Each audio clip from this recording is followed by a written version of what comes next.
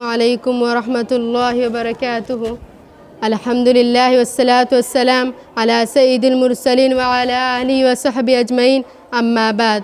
قال اللہ تعالی اعوذ باللہ من الشیطان الرجیم، بسم اللہ الرحمن الرحیم۔ وَإِذَا الْمَوْءُودَةُ سُئِلَتْ بِأَيِّ ذَنبٍ قُتِلَتْ۔ صدر محترمہ اور معزز معلمات اور میری دینی بہنوں، آج کے انجمن اصلاح البنات میں میری تقریر کا عنوان ہے جہیز۔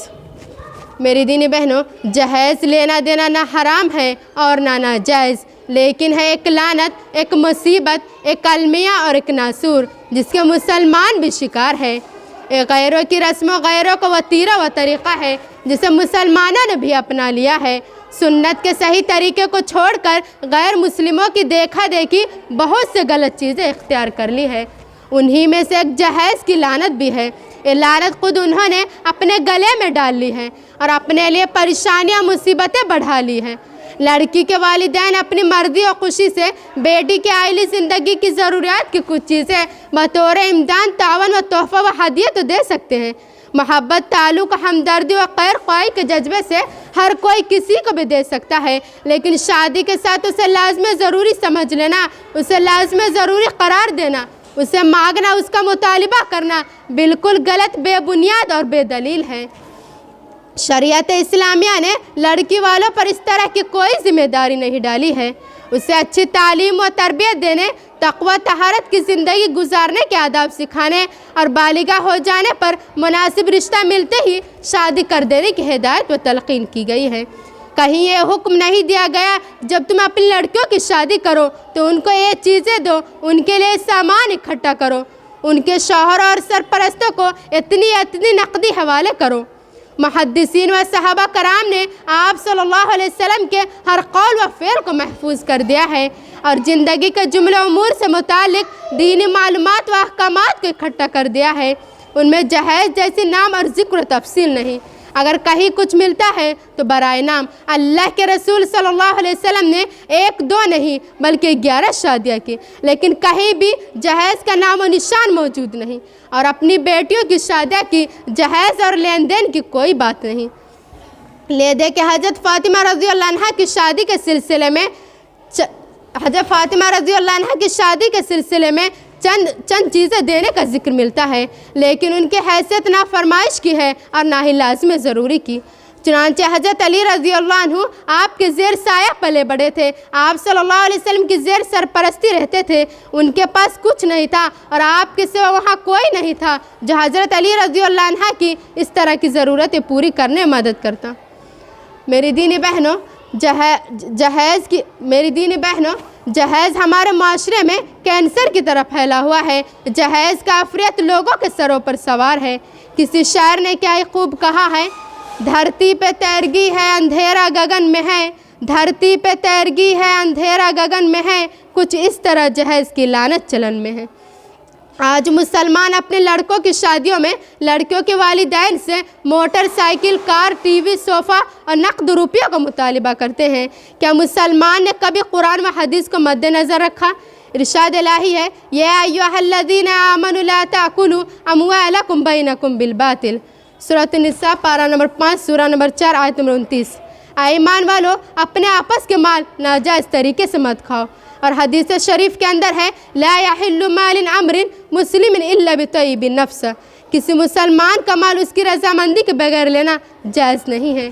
یہ آیت اور حدیث دونوں اس بات پر دلالت کرتی ہے کہ جس طریقے سے جہیز لیا اور دیا جاتا ہے صحیح اور جائز نہیں ہے۔ میری دینی بہنوں، جب نبی کریم صلی اللہ علیہ وسلم سے لے کر اصحاب رسول صلی اللہ علیہ وسلم کی زندگیاں جہیز سے خالی ہے تو پھر آپ کیسے مسلمان ہو؟ آپ کا دعویٰ اسلام کیسا ہے کہ اس کو اپنے لیے لائق فخر تصور کرتے ہو، اور غضب ہے کہ جہیز نہ لانے پر ان معصوم بچیوں کو مار ڈالتے ہو، حالانکہ عورت خود ایک لازوال نعمت ہے۔ نبی کریم صلی اللہ علیہ وسلم نے فرمایا، الدنیا کلھا متاع وخیر متاع الدنیا المرأة الصالحہ۔ دنیا کل کی کل سامان زندگی ہے اور دنیا کا بہترین سامان نیک بیوی ہے۔ مگر آج اس ہوا ہوس کے دور میں جبکہ امیر سے لے کر غریب تک لمبے چوڑے جہیز کا خواہش مند ہے، कोई असर हाजिर में कोई नौजवान ऐसा नहीं मिलेगा जो अपनी ज़ुबान से कहे कि मुझे सिर्फ लाजवाब नेमत यानी बीवी चाहिए, जहेज़ नहीं। गौर कीजिए, ऐसी हालत में हर चीज़ की कीमत आसमान को छू रही है। इंसान मुश्किल से अपने खर्च चला पाता है तो कैसे वो लाखों रुपयों का अपनी लाडली को जहेज़ दे सकेगा। ऐसी सूरत में गरीब आदमी के सामने सिर्फ 2 ही रास्ते रह जाते हैं, या तो अपनी लड़की को उम्र भर बैठा रखे जिससे वो ऐसी हरकत कर बैठे जिनके गलत नताइज बरामद हो, दूसरा है कि लंबे चौड़े सूदी कर्ज लेकर अपनी लड़की की शादी करें। और अगर किसी गरीब के पास 5-6 लड़कियां पैदा हो जाए, जबकि एक ही के बाद कर्ज लेने के दरवाजे भी हमेशा के लिए बंद हो जाते हैं, फिर बेचारे के सामने ना पाए रफ्तन और ना जाए मानदन के सिवा चारे कार ही नहीं रहता। यानी वो अपने सितम ज़रीफ़ी को देखकर वो अपने मुक़द्दर पर रोते हैं और सोचने पर मजबूर होते हैं कि क्यों ना पैदा होते ही हमने उनका गला घोंट दिया। अल्लाह अकबर। ठीक इसी से मिलता जुलता रिवाज अरब में भी आज से 1400 साल पहले चल पड़ा था। जैसे कि अल्लाह ताला का इरशाद है, वइज़ल मऊदतु सीलत बिअय्यि ज़ंबिन क़ुतिलत। और जब जिंदा गाड़ी हुई लड़की से सवाल किया जाएगा कि किस गुनाह की वजह से कत्ल की गई। घर से के अरबों में ख्याल पैदा हो गया था कि लड़कियों की शादी ब्याह में हमें मक़वा ज़ेरबारी होगी, जिससे हमारी मोहताजगी का बढ़ जाने का ख़तरा है और लड़कों के सामने ज़िल्लत का एहतमाल है। इसलिए क्यों ना हम लड़कियों की ज़िंदा दरगोर कर दिया जाए, ना रहे बाँस और ना बजे बाँसुली। मेरी दीनी बहनों, जहेज़ की रस्म मुसलमान ही पैदा करता है। मुसलमान किसी न किसी रूप में इस वबा में मलूस है और मनहूस वबा उस वक्त तक ख़त्म नहीं की जा सकती जब तक कि इस काम के लिए एक मजबूत समाजी तंजीम खड़ी ना हो जो जहेज़ के ख़िलाफ़ ज़बरदस्त तहरीक चलाए, मुज़ाहिरे करे, प्रचार करे और उसके इंसदाद के लिए महल्ला महल्ला और घर घर जाकर उसके आवाम को बुरे नताइज बताए। अनपढ़ अफराद को बेदार करे, तालीम याफ्ता नौजवान तबका को ज़हनी तौर पर इस बात पर आमादा करे कि वो न जहेज़ लें और न दे।